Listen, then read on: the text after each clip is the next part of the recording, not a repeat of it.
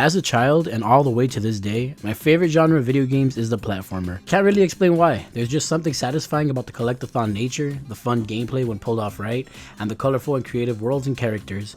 It all tickles my broken little brain in just the right way. When Sly Cooper was released in a PS3 collection, I was finally able to play it. I tried to play it as a kid. I remember Toonami doing a giveaway for the third game.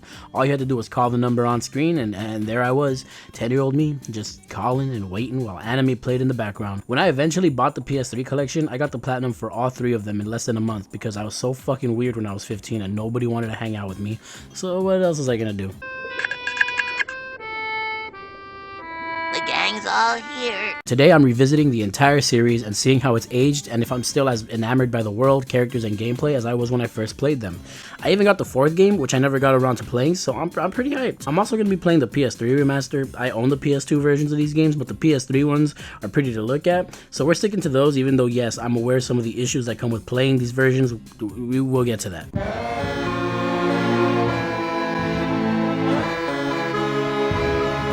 Released in September 23, 2002, Sly Cooper and the Thievius Raccoonus was a stealth platformer that focused on a trio of friends, Sly, Bentley, and Murray, as they try to retrieve the stolen pages of the Thievius Raccoonus, a book that contains the secrets of Sly's ancestors who all used to be thieves. When Sly was supposed to inherit the book, a gang known as the Fiendish Five break in, kill Sly's parents, and steal the book for themselves. Sly, Bentley, and Murray all meet in the orphanage, and when they turn 16, run off to become professional thieves where they start their plan to steal back the Thievius Raccoonus. The story is bare bones basic for almost the entirety of the playthrough, but the platforming gameplay here is honestly near perfect. The way the gameplay plays out is that you load into a level, you have these green portals that take you to a mission where you get a key by the end of it. There's usually 7 keys to get, and when you get all of them, you can unlock the item that you need that gets you to said boss fight. The main gameplay is chef's kiss. Sly controls smoothly and the platforming challenges are actually challenging, and when you get through a section without setting off any alarms, it's so satisfying. Usually you want to avoid enemies, some kind of turrets or yellow lasers that when triggered turn into red lasers that kill you upon touching you.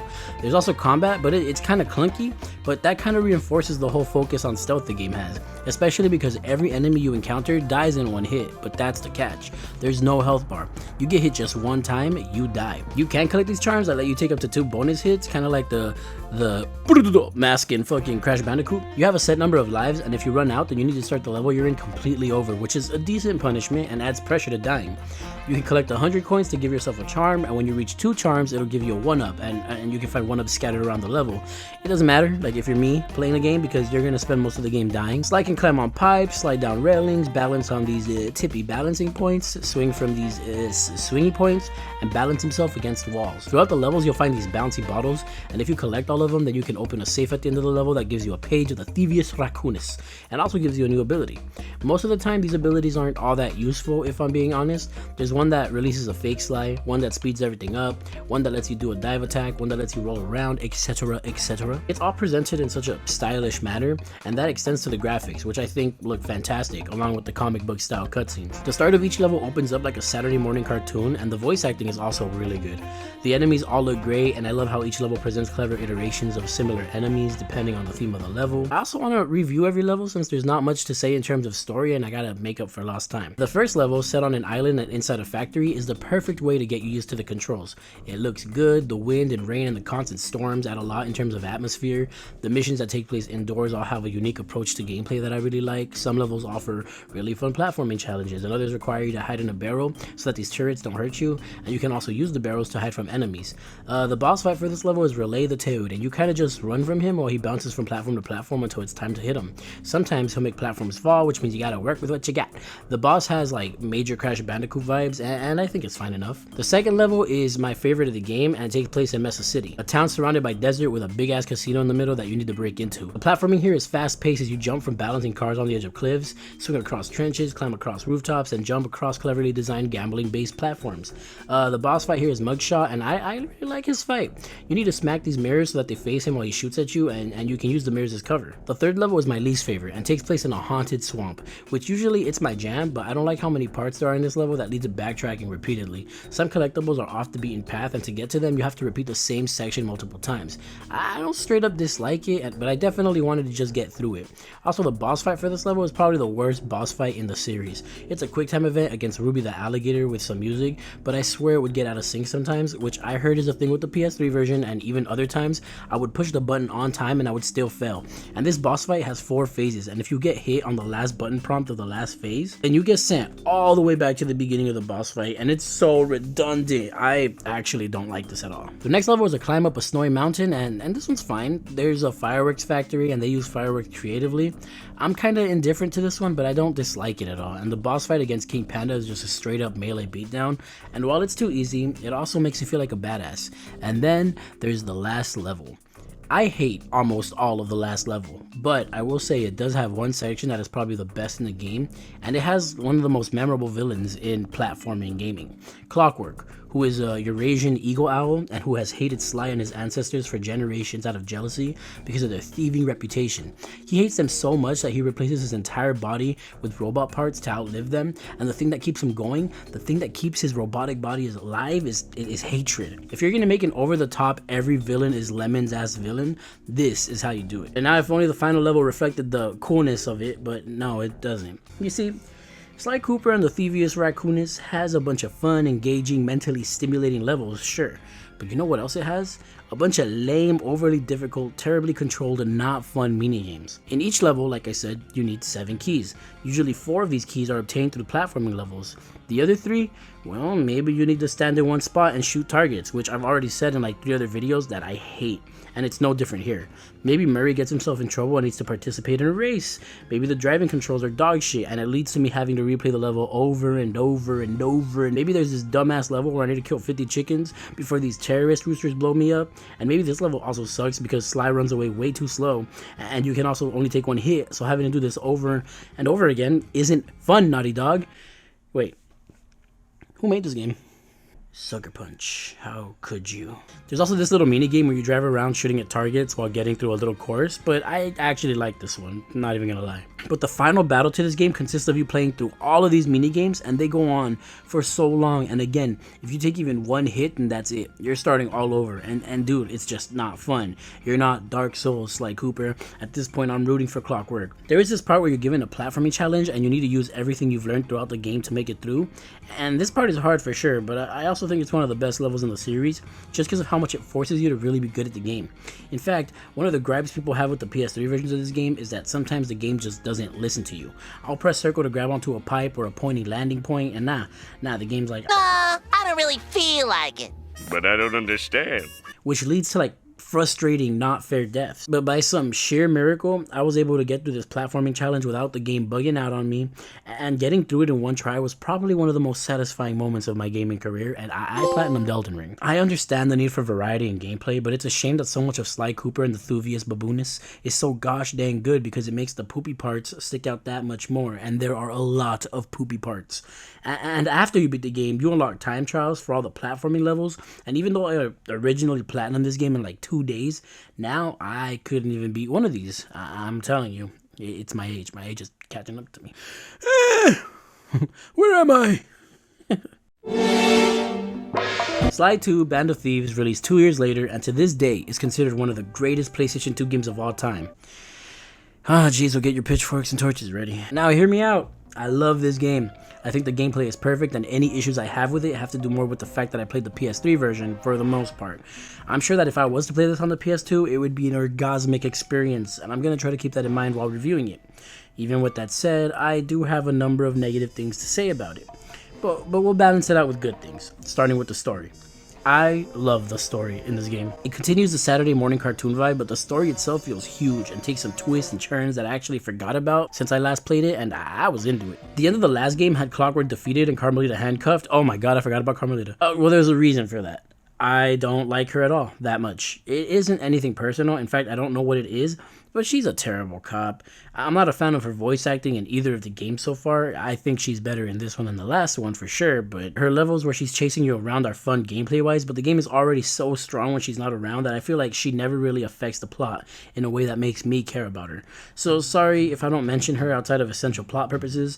Carmelita is handcuffed after Sly kisses her because they teamed up to take down Clockwork, and her whole character is that she's trying to arrest Sly. So when they team up at the end of the first game, it's like, oh yeah, yay, and then she goes goes back to chasing him and Clockwork is destroyed. Some time passes, Sly and his gang are now collecting all the body parts because the risk of him being put back together and coming back to life is too great, and that's where this game opens up. And immediately the budget increase is so apparent. The first level of Sly 1 is you running from Carmelita while she shoots at you, and this is kind of more of the same, but now there's traffic on the ground. The graphics are even better, the controls are way smoother, and the music, oh my god, there's actual music now. The first Sly game usually had almost no music throughout levels, or it was super minimal and non-memorable. Immediately, this game hits you with some sleuth-style tunes that stick in your head, and while it still has minimal ambient moments, it definitely has a banger of a soundtrack when it wants to.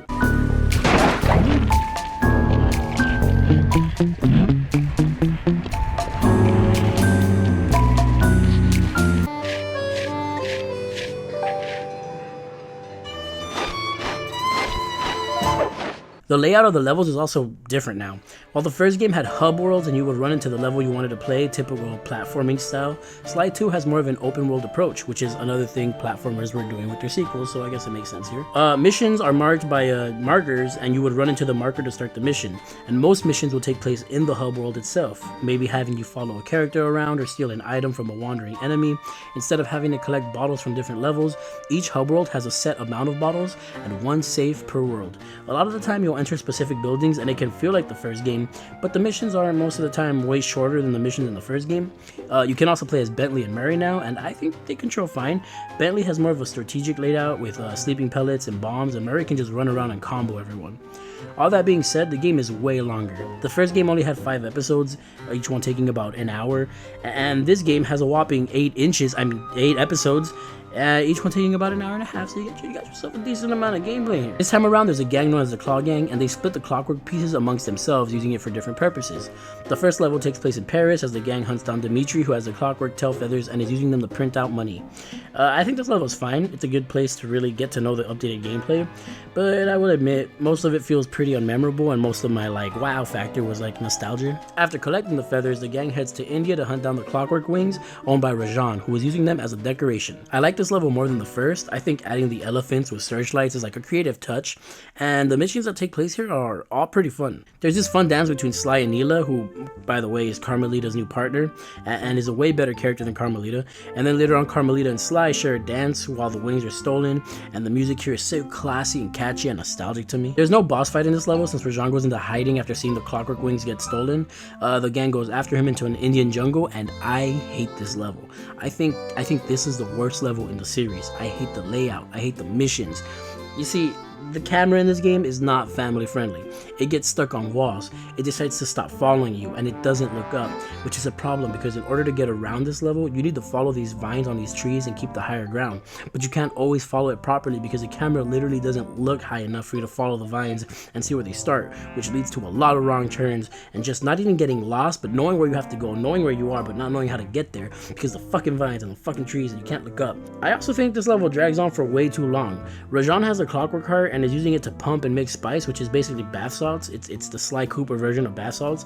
The boss fight is the only good part of the game since it gives my favorite character Murray a chance to shine. And the fight itself is fun. It's just a bunch of fisting. Hold on. Just a bunch of punching and fighting. At the end of the episode, Neela betrays Carmelita and has her, Sly, and Murray captured by the Contessa, who is the head honcho of the justice system. The next level has us playing as Bentley as he tries to break Sly and Murray out of prison. It's a nice change in the story and the gameplay. Maybe it's the context and the increased stakes, or maybe it's the level itself, but this is one of my favorite levels in the game. I love almost every mission, and the Tim Burton gothic design of the prison and the surrounding town is so good. It's so much fun to explore, and it feels like a chibified Bloodborne area. Again, there's no boss fight at the end of the area since the Contessa escapes on a blimp. But the next episode / level has the gang chase down the Contessa to her gothic castle base, and this level is more of the same, but the gothic vibe somehow feels more toned down this time, so it just kind of ends up feeling like a discount repeat. I'm also not the biggest fan of the missions in this level. I think they're super redundant, especially here, but we'll get into that later. I will say, the thing that does save this entire level is the boss fight. I think the boss fight for this level is so much fun and hectic. There's a full-blown war between the Contessa and Neela with tanks, and each of the characters is out there doing their own thing during the boss. Sly is facing off against Contessa, Bentley is providing air cover, Bentley is driving a tank and providing ground cover. At the end, the Contessa is arrested and Neela is promoted, with Carmelita on the run, so she heads out with Sly and the gang into hiding, and the mission to keep collecting the clockwork parts continues. The gang heads up to Canada, where Jean Bison, we're just gonna call him Jean, is using the clockwork lungs, stomach, and talons to provide spice, or Sly Cooper bath salt shipments around the country. Once again, Jean takes up like 2 levels, and these are some of my favorites. The missions are fun, the map is decently sized and looks great. The first is like this cozy little snow town with a bear-infested forest off to the side, and the next level is another more industrial snow area, but with northern lights covering the sky and reflecting in the surrounding water, and the indoor missions provide some really fun and satisfying platforming challenges. The fight between Bentley and Jean Bison is also hectic and fun, and I really like Jean. I think he's my favorite villain in this game. His voice is enjoyable with his little Canadian accent, and he's just a cool looking character. He's also the one with like the old school mentality, and you think he's big and tough and an idiot, but he's also the most threatening one, since he has most of the clockwork parts, and he ends up capturing the gang and raiding their hideout, finding all the clockwork parts and selling them to the final Claw Gang member, Arpeggio. The final level is honestly another banger. The gang escapes the giant sky prison Arpeggio has, and it's pretty creative having an open world style level that takes place in the sky. Like, okay, on the PS2, okay, Tears of the Kingdom, I see where you see your inspiration. Arpeggio is honestly forgettable because it's revealed that Neela is even eviler than could be imagined because she inserts herself into Clockwork's body and becomes Clockla. I hate that name. I'm going to keep calling him Clockwork. Forget all that, because at the end, Bentley is left injured and permanently handicapped with Murray blaming himself for it. Carmelita's dumbass shows up to arrest them, but Sly offers himself if she lets Murray and Bentley go, and they leave the thieving life behind. Sly and Carmelita share a moment on the ride to jail until Sly escapes and Carmelita gives him a look like, oh yeah, I'm gonna suck that raccoon dick. There are some missions in this game that I absolutely hate, despise even. Not all of them are bad. Bentley's outdoor missions are alright, but he's also given some of the best platforming missions throughout the game, except for this one where the camera would get stuck at the door every single time and it led to me dying unfairly, and I even thought, okay, maybe the camera is supposed to do this, maybe it's a choice. It's a dumbass choice, but a choice nonetheless. But then other times the camera would not get stuck and would follow Bentley without a problem. And then when playing as Sly and chasing Neela, the camera would get stuck when she'd go down this little well hole thing, and I would fail the mission because I can't see where I'm fucking going. You have a health bar now, and the combat is significantly improved. It's not perfect, it's still super clunky, but you get more ways to maneuver around the area now, and most of the time it's used to creative extent. But holy shit, does this game love to pad out the gameplay. There are so many missions where you need to steal 3 keys or 3 items from different enemies, and sometimes you get those type of missions one after the other. When you're sneaking around, Sly has the ability to steal items from enemies' pockets. You usually get coins, a rare object that you can sell, or a mission item that you need. It's not bad, but when it's literally a heavy chunk of the missions, then it just becomes repetitive. It feels repetitive, and you can't help but miss the highlights of when this game was still a solid platformer.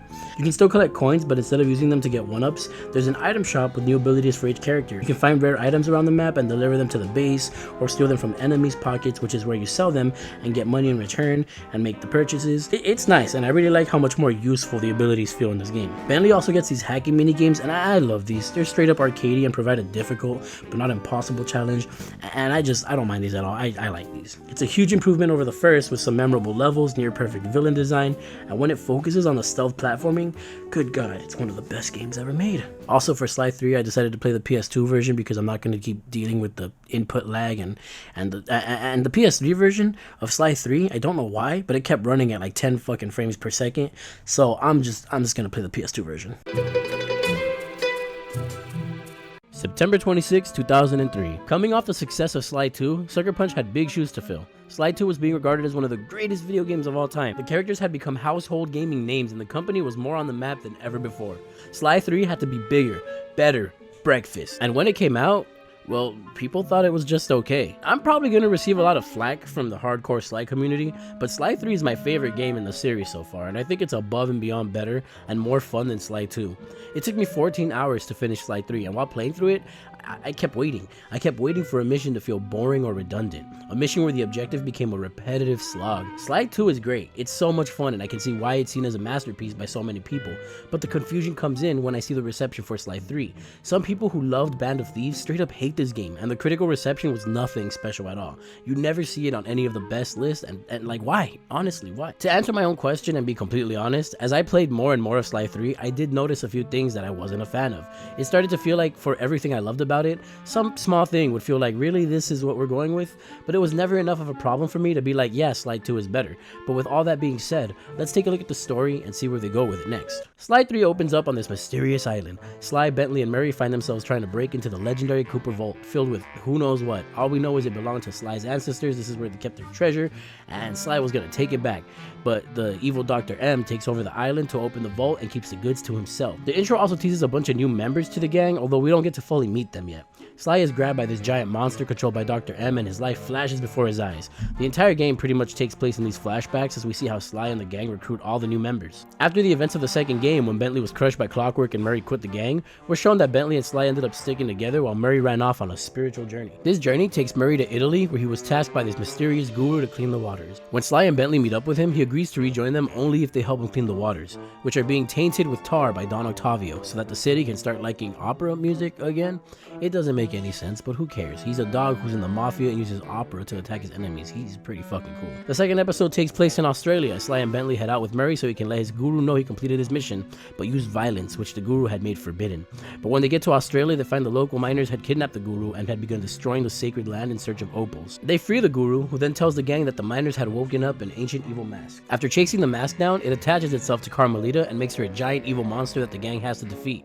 After all this, the guru joins the gang. The third episode reveals that Bentley was talking to a robotics expert online known as Penelope.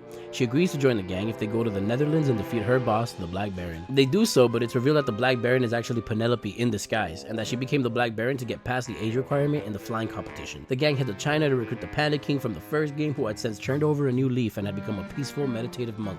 But before he can join the gang, he requests the gang's help in freeing his daughter, who was being forced to marry the dictator General Sao. The gang take him down and the Panda King joins. Next up was Dimitri, the first villain from the second game. He asked the gang to meet him at Bloodbath Bay in the Caribbean Sea. Is it pronounced Caribbean or Caribbean? Like is it Pirates of the Caribbean or is it Pirates of the Caribbean? Or is it Pirates of the... What is...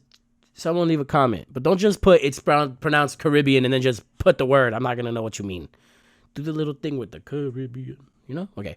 Dimitri is looking for his grandfather's scuba gear and undersea treasure that was taken by the local pirates and their leader, Captain Lefouille? I don't know. After finding the gear, Penelope is kidnapped and the gang head out into the open seas to save her. The final episode catches up to Sly facing off against Dr. M and almost being crushed to death until Carmelita comes in with an army to save him. The gang faces off against Dr. M while Sly recovers from a concussion. When he wakes up, he and Dr. M face off inside the Cooper vault, where Dr. M reveals he used to work with Sly's dad, but always felt mistreated and jealous of him. They fight until Carmelita shows up and is shot at by Dr. M, but Sly takes the bullet for her. She defeats him, and when she checks on Sly, he reveals he has amnesia. Carmelita and Sly run off together. Dr. M dies in the vault as it collapses, and the rest of the gang find a note from Sly letting him know he's alive but doesn't want to be found. After a few months, the gang splits up with everyone doing their own thing. Dimitri becomes a rich scuba diver. The Panda King returns to China to live near Jin King, his daughter. Murray completes his training with the Guru and becomes a professional race car driver. The Guru begins teaching his mystic art to a group of rock stars in New York City. Bentley and Penelope stay together, create a new Cooper vault with higher security, and begin work on the time machine. Eventually, while Bentley is looking across the Paris skyline, he spots Sly and Carmelita on a balcony holding hands. Sly notices Bentley and winks, confirming he faked his amnesia to start a new life with Carmelita. And that's the story for Sly 3.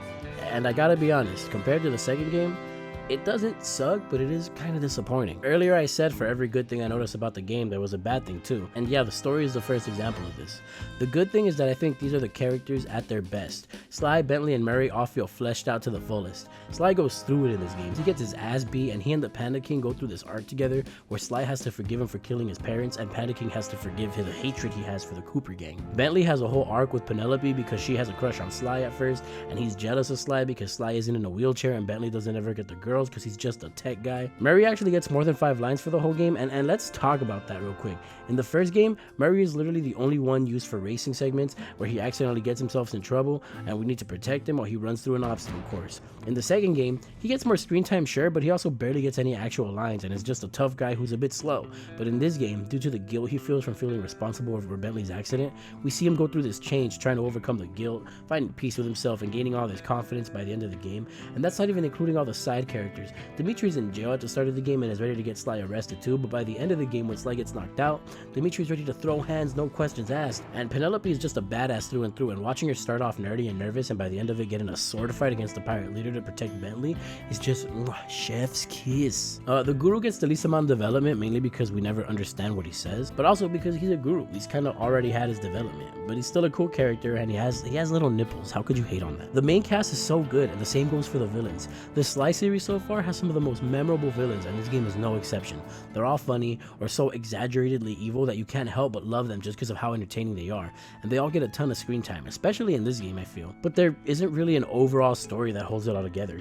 Each episode is just, we need a new member for the gang, let's do a favor for that person, and then they join the gang. Sly 1 had a pretty weak story, but it was also the setup for the series, introducing us to the characters and the villain Clockwork. Sly 2 has an amazing story. The Claw Gang were all perfect villains because they were this huge threat who took up more than an episode each with great personalities. When Neela and Contessa are revealed to be evil, the story takes an unexpected turn and leans into it completely. Having Carmelita go on the run and the gang be separated and vulnerable until the very end, where even then they don't get their happy ending. Sly 3 goes back to one villain per episode, and it's not a bad thing, but the actual motivations aren't all that captivating, and I even found myself playing the game on mute for a while or watching a YouTube video on the side just because I didn't really care about the story. The characters are all fun to watch and well written, sure, but after a while I kind of already knew the pattern and was just waiting until the last episode where the story really picks up. With that being said, let's finally talk about the gameplay.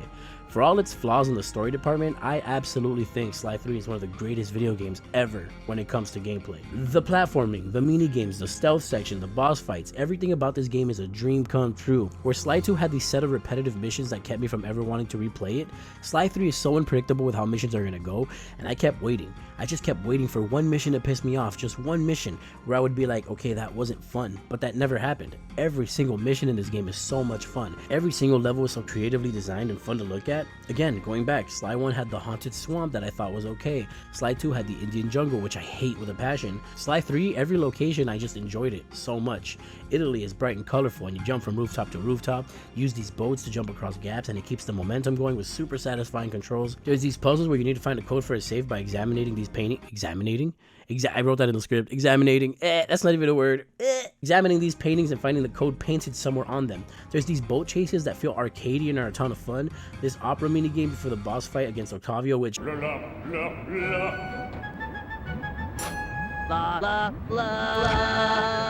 chef's kiss. Even Carmelita, who I forgot about all over again when talking about the characters, gets some fun development because it kind of feels like she's helping out the Cooper gang from time to time, even if it's unintentional.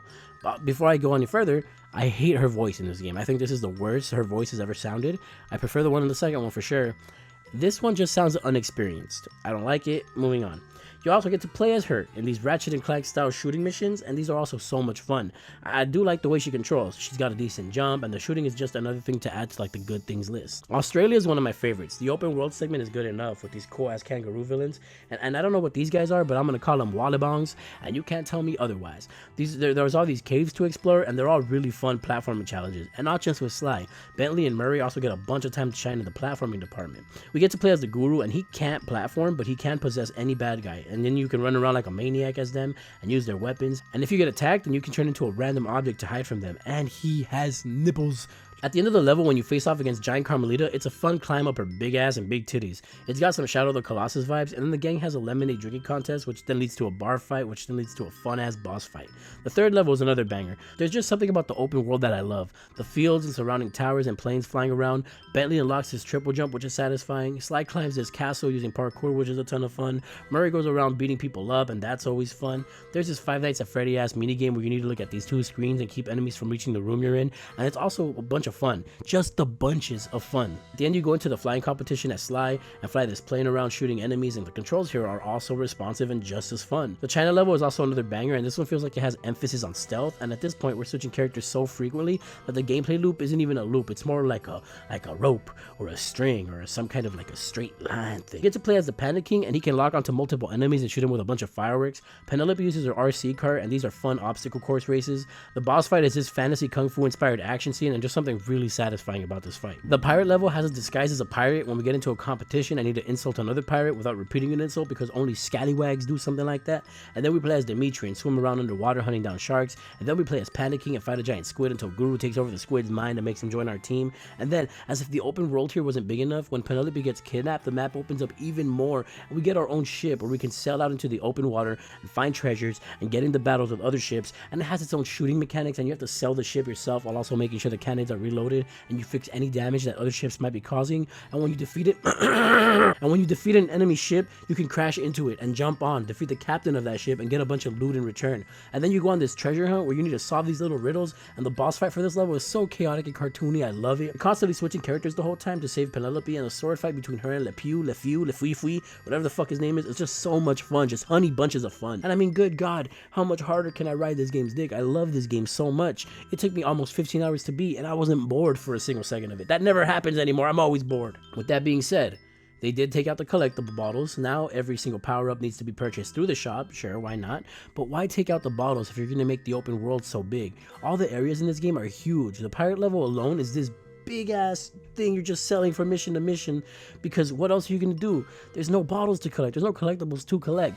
Italy is so much fun to explore, but you don't have an incentive because all the collectibles are gone. All you have left to do are the story missions, and I mean, they are all fun, like I said, but why the big ass open world when you're really only exploring it during the missions? Instead of collectible bottles, we now have challenges that you can go back and play after finishing an episode. Maybe defeat a boss fight without taking damage, or finish a mission in a certain amount of time. I'm not really a big fan of these, and I'm a collectible guy. I like collecting, so seeing that there's no more collectibles and these challenges came in to replace them was a bit of a disappointment for sure. Also, at one point the game just locked up but kept the animations going, so I was waiting for something to happen for 5 minutes. It's been 5 minutes that I've been waiting now. They're still just looking at each other. I don't know what to do. Is this what John Lennon meant when he said, "What if God was one of us?"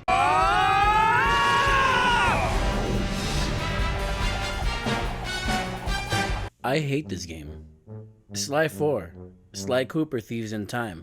More like Sly Cooper Waste of Time. Before the fans of this one come at me, I really tried to like it. And there are a lot of things I like, and a handful of things that I love about it. But the bad far outweighs the good this time around, and it left such a sour taste in my mouth. Let's start off with the story. The game catches us up to what the gang has been up to since the events of the last game. Sly and Carmelita are living a happy life together. Murray's a professional demolition derby racer.